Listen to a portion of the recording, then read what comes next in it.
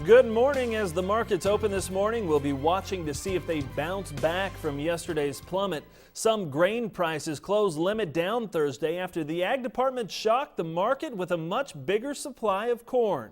USDA projected corn ending stocks at 846 million bushels, 2 million bushels lower than its estimate last month, but 13% higher than what traders were expecting. Soybean ending stocks at 275 million bushels were 18% higher than traders had been expecting. Let's turn now to Pro Farmer Managing Editor Brian Grady for his insights to the report. Brian. The biggest surprise came for corn, with December 1 corn stocks coming in well above trade expectations.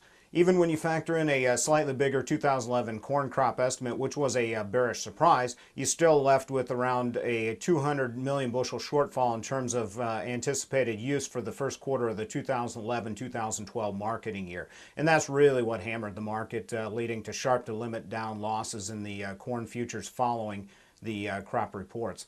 On the soybean side of things, really, the bearish number was in the projected carryover number for 2011-2012, which came in around 45 million bushels above the December estimate.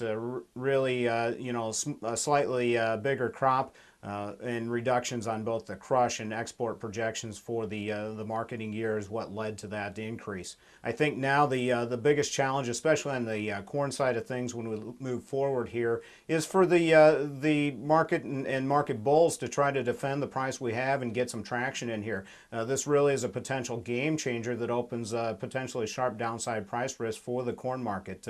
Even if we do see South American crop estimates reduce from what levels that they already are currently at. So that's probably the biggest challenge moving forward. For the editors of Pro Farmer, I'm Brian Grady. Thanks, Brian. USDA also released its final production figures for 2011. Corn for grain production is estimated at 12.4 billion bushels. That's 1% below 2010. The average yield is 147.2 bushels an acre. That's a half bushel higher than the November estimate, but more than 5 bushels lower than 2010's average yield. USDA also increased the soybean average yield from its November estimate by 0.2 of a bushel to 41.5 bushels. It's still 2 bushels lower than 2010. Soybean production in 2011 totaled just over 3 billion bushels, down 8% from 2010. USDA also lowered last year's wheat production figures. The Ag Department puts all wheat production at 2 billion bushels, down 9%, with the average yield at 43.7 bushels to the acre.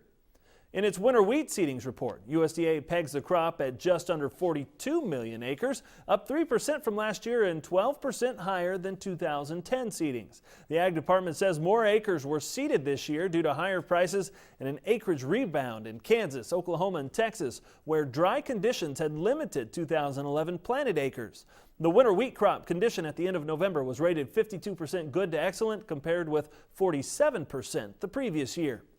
Even though USDA lowered U.S. wheat production figures, there's still a huge supply of wheat globally. The supply-demand report showed global wheat ending stocks at 210 million metric tons. And according to Ohio State University ag economist Matt Roberts, that's a record, and it'll hold wheat prices in check. Even if weather conditions stay poor for wheat formation and for wheat growth as we move into the spring, we're not going to see a big price response to that, because globally there's simply a lot of wheat out there. Nationally in the United States, there's still also a lot of wheat available. So even if we had lower seedings, we wouldn't have expected a big response. But given this report, it's a very, very bearish situation for wheat. All cotton production is estimated at 15.7 million bales. That's down 1% from last month and down 13% from 2010. All told, U.S. yields are estimated at 772 pounds per acre, down about 40 pounds from last year. Harvested area clocked in at 9.75 million acres, also down 1% from December and nearly 10% less than last year. Now then, we have about 8 to 10 million more bales of cotton in the supply chain right now than we did this time last year. And that's a very burdensome size of cotton stocks that are out there. We have replenished all cotton stocks more than we anticipated that we would. At the same time, we had this very reduced crop here in the United States, but internationally we had a big crop. Looking then now at the demand side, well, that ties to the economy as well. Cotton demand has been extremely weak. It's been very poor. And as a consequence of that, the lack of exports, we've had to reduce our estimates for exports. We've reduced our estimates for domestic consumption around the globe. And that will continue to follow us just a little bit longer, though there are some bright spots out there.